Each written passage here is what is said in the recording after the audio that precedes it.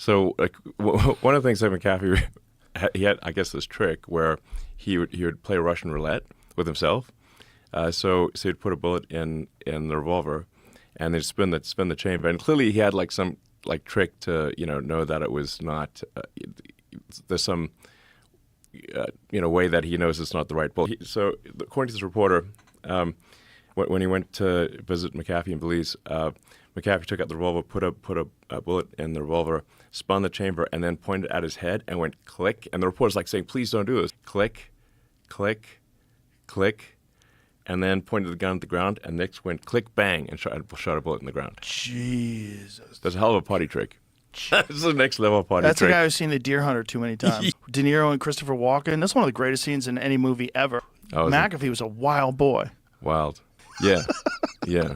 He may have made some of the viruses too.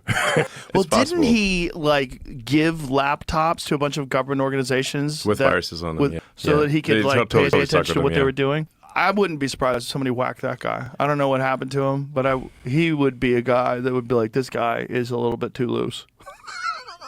And probably had sensitive information. I don't know. For sure he did.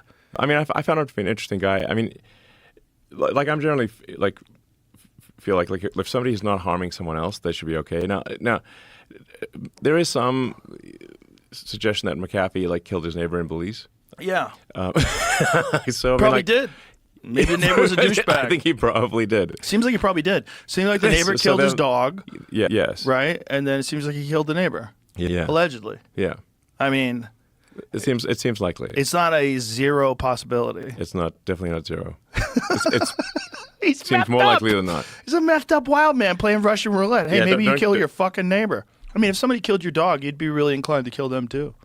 Yeah. Somebody killed your squirrel. Yeah, John Wick. Yeah. The fucking squirrel thing is bananas.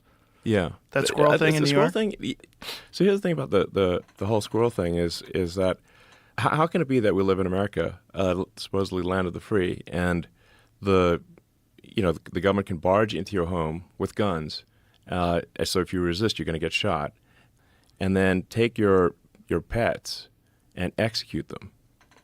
And if they can do that to your pets, what do you think they can do to you? I know that's not an exaggeration. Absolutely. It sounds like you're.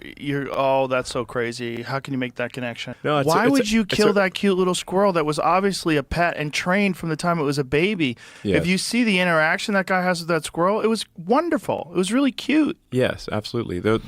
It was just obviously it was a beloved pet squirrel, and a raccoon too, and doing no harm, and the government comes in, barges into the guy's house, takes his pets and kills them. And I think this should really get people out there mobilized, frankly, because when you see that like the John Wick movie, where John Wick's like, he just wants peace, like in the John Wick movie, he's like, listen, I want to retire, and they offer him like tons of money, like because they want him to be an assassin, to keep being an assassin.